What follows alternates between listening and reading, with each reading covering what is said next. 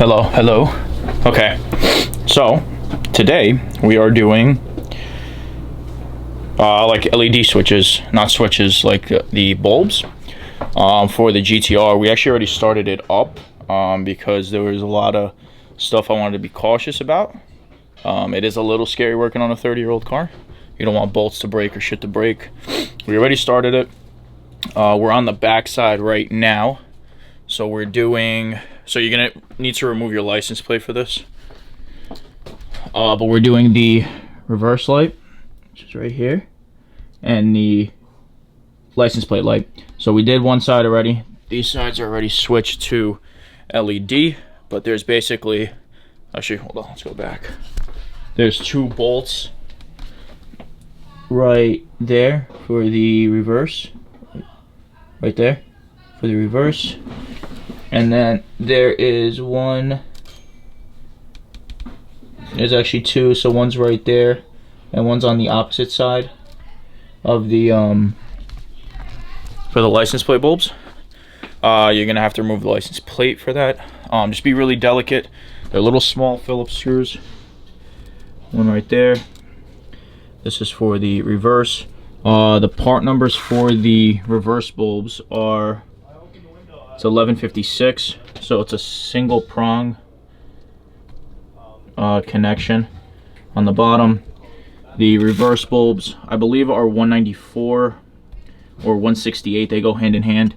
And this is 3175 is the dome light that actually goes inside the car, which we did real quick. That's just a quick flathead pop out.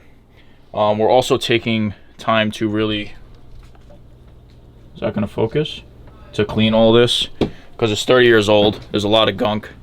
And then we're also doing the headlights. I looked at the headlights. They're a little more complicated, but we're doing those as well.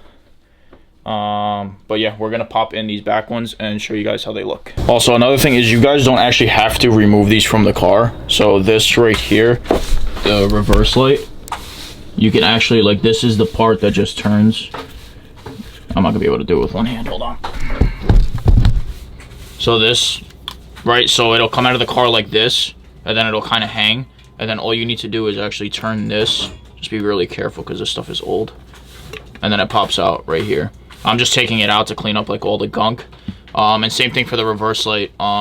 This I just kind of disconnected, but all you need to do is take these out, and then this actually pulls out, and the bulb is right there. I'm just taking them out to kind of clean the edges up that won't be done with a normal wash.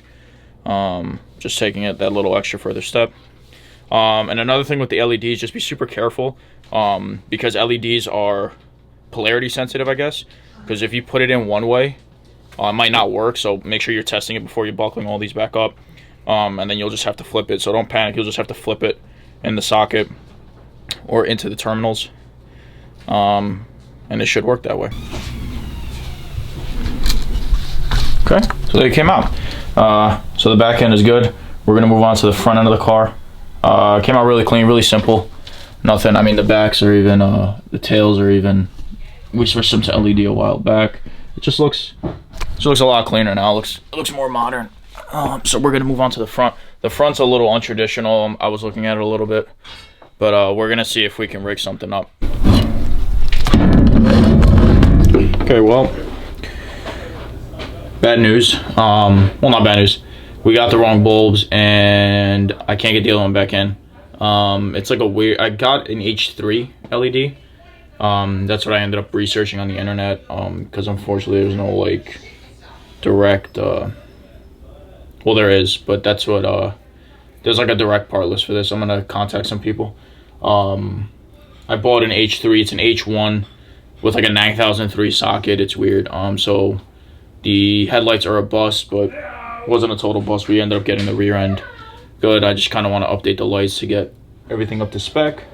So parts closed is already closed around me.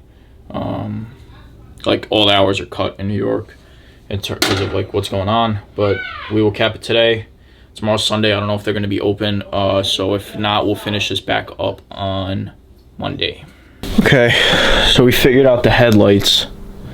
A little unconventional, but it's what we figured out. So the connection, so it's an H1 bulb, right? It's an H1 bulb. So this, hold on, let's set it up.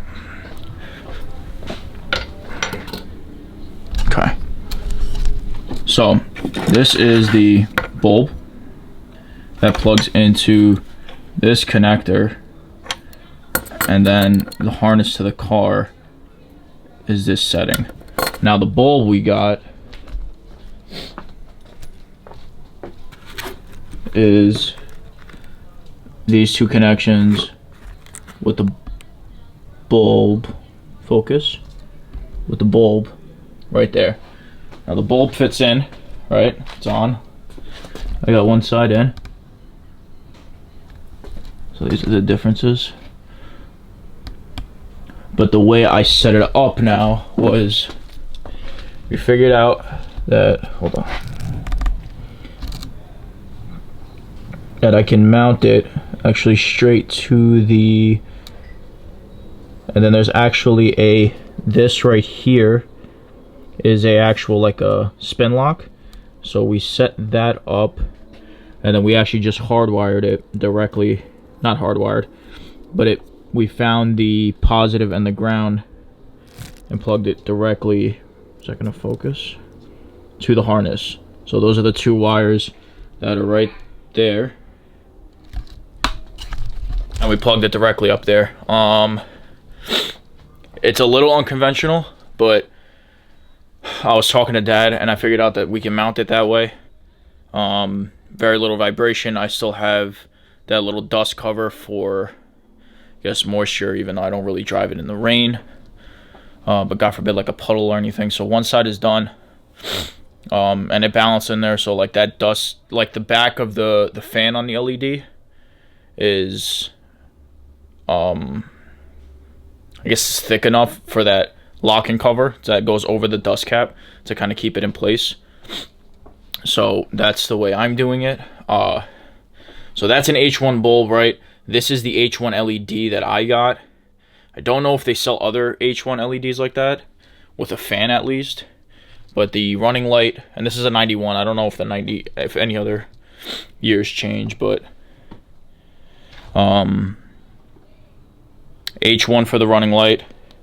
We also did the side marker lamp, this one, which is a 194. And the actual high beam as well is an H1, but I guess the radiator support, not the crash bar, yeah, the radiator support's in the way, so like my hand can't get down in it.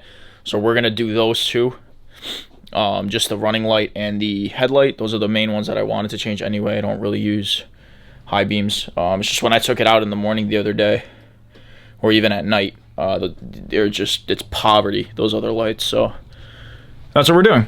So we're gonna knock out this next side, and yeah. Oh, one thing actually with those with the old headlights, right? So the H1s that plug into that bracket that plugs into the harness, so that little adapter piece, that you have to squeeze those side terminals to get it out. Because I was, yesterday when I was doing it, I was like really, I was like, why isn't this coming out? It shouldn't be that hard.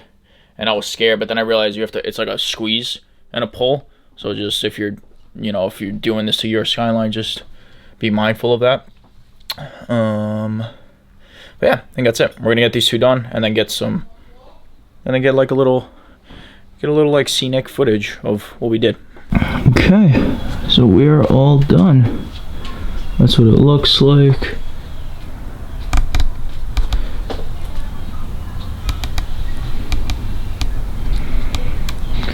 Right, just looks a lot more modern, just a little more up to spec.